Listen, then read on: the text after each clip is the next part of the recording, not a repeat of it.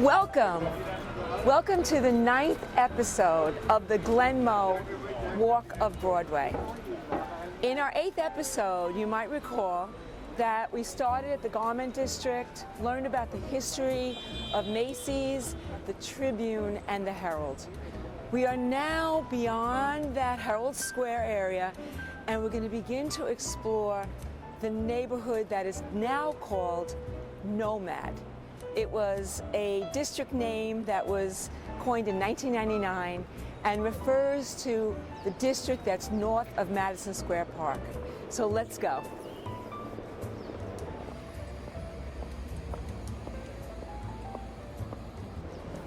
NoMad has had so many transitions.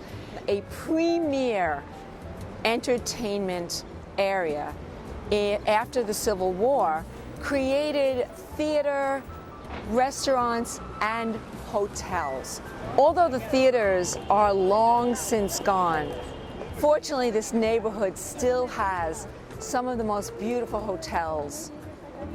The Grand Hotel, which is behind me, the Gilsey House, and the Breslin. So the Gilsey House was built between 1869 and 1871. It has a cast iron facade. It had rosewood and walnut finishings, bronze chandeliers, marble fireplaces. Diamond Jim Brady, Oscar Wilde, Samuel Clemens, all were guests at the Gilsey Hotel. Fortunately, this architecture and this building is still standing for us to admire today. As the theater district moved north, this neighborhood started to decline, and it became like a wholesale district. Many of the small entrepreneurial shops that sold gold-plated watches, earrings, silver, t-shirts emerged. And this was a vibrant business district for a certain market. People from around the world and around the country would come here to buy cheap items that then could be resold.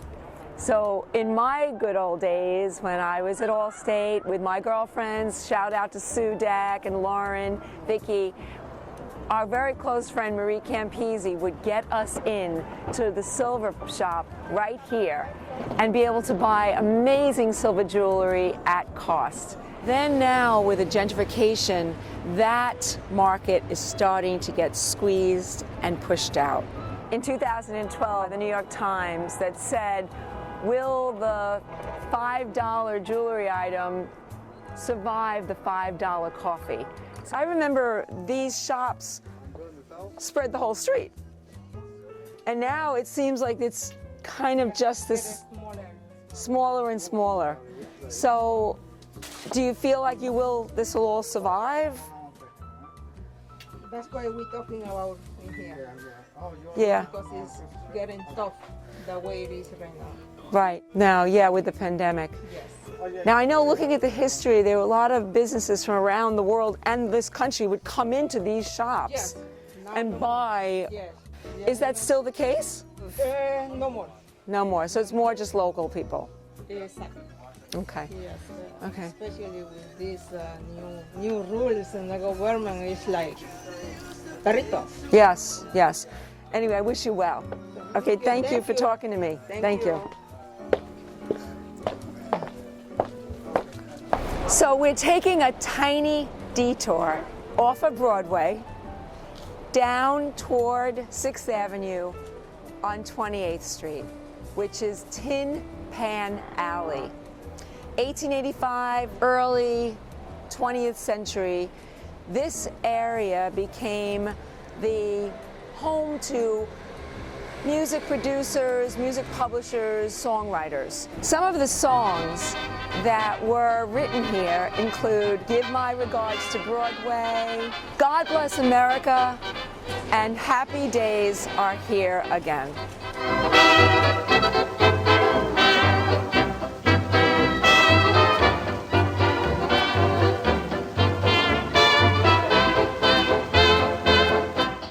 We are standing in front of 1155 Broadway. And though this hotel is not famous, the location is. In 1891, Edison patented the kinetoscope, which, as you might recall from history lessons, was a translucent plastic that would roll around a light and create a moving image. But in 1894, the first commercial exhibit of the kinetoscope took place right here. 15 to 20-second clips were shown, people lined up. In 2 years, though, it was obsolete as the motion picture machine took over.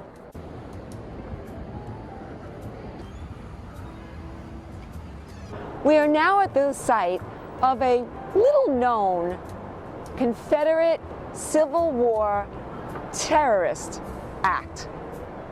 A group of Confederate activists came to the former St. James Hotel. Their plan was to burn down New York City.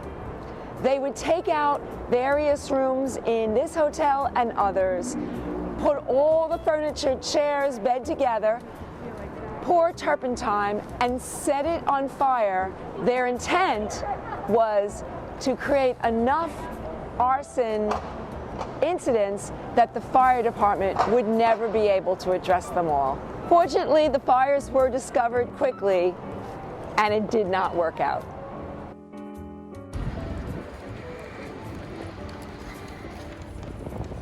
We are now at the intersection of Broadway as it begins to cross over Fifth Avenue. We're at the location of the Madison Square Park. Madison Square Garden, which was on the edge of the park, the northeast corner, got its name from the park.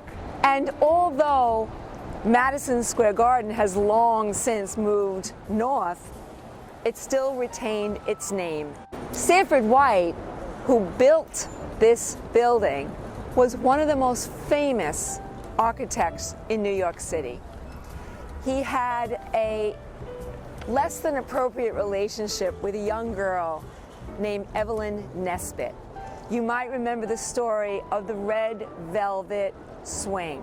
There was accusations of Evelyn Nesbit being raped by Stanford White.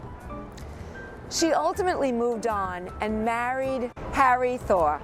He never quite got over the fact that his wife, Evelyn Nesbit, had had this relationship with Stanford White. So on the rooftop of the grand Madison Square Garden, Thor shot Stanford White dead, which initiated the trial of the century. He did finally get off on an insanity plea. As we may all know, the Statue of Liberty was a gift, but the base had to be built by funds that were raised.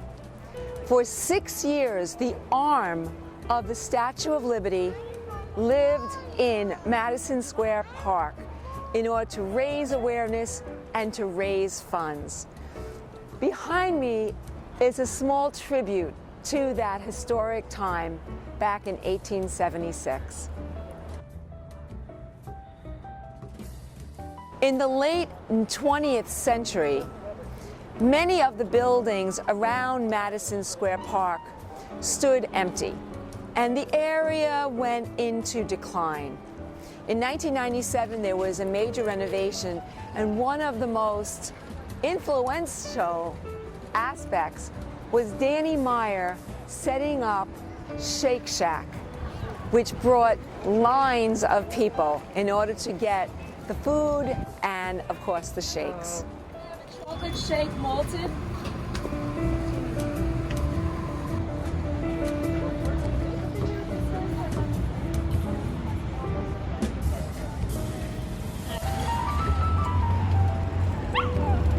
Before I say goodbye, I want to talk about this one last statue. It is of William Seward. Many of you may recall the term Seward's Folly. He was the person that allowed us to acquire Alaska. He was Secretary of State under Lincoln.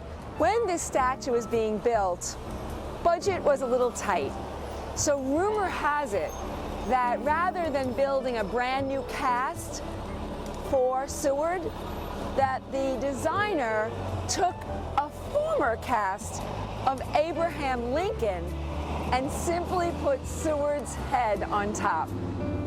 When we look at the statue and we look at the length of the body and the length of the legs, my money is on the fact that that's Lincoln's body. So on that note, I'm going to say goodbye for today's tour, and thank you for joining us for the Glen Moe tour. Have a great day. We'll see you soon.